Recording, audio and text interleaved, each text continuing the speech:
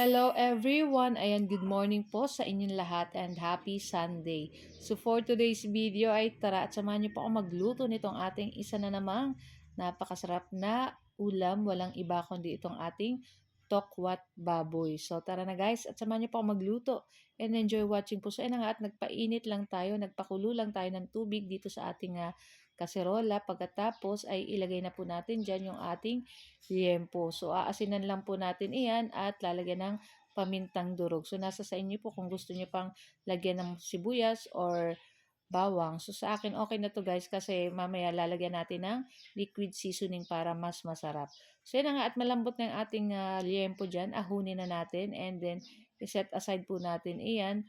Tapos, lagyan na natin ng liquid seasoning para mas kumapit na sa liempo yung ating liquid seasoning. So habang pinapalamig natin yung ating liempo ay ayan na nga at nagprito na ako nitong ating tofu or nitong ating tokwa. So lulutuin lang po natin iyan hanggang mag golden brown. So in-slice ko na rin yan guys para hindi na ako mahirapan mamaya. So yun na pag ganyan guys ay pwede na po natin yung hanguin. Ayan so lagay na natin sa plato and iset aside na po natin. At dito na rin tayo magpiprito ng ating liempo na binabad natin sa liquid seasoning. Ayan.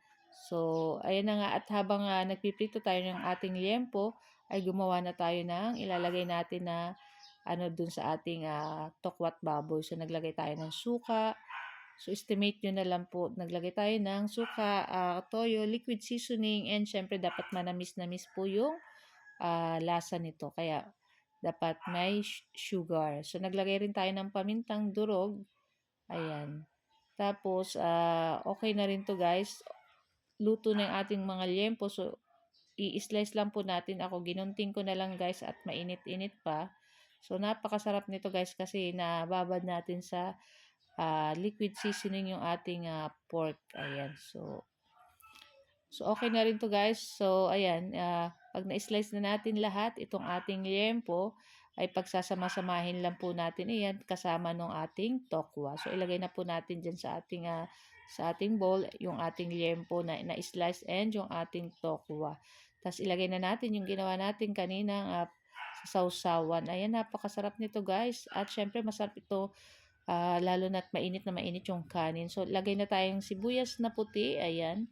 And then, konting sili lang kasi baka mapaharang.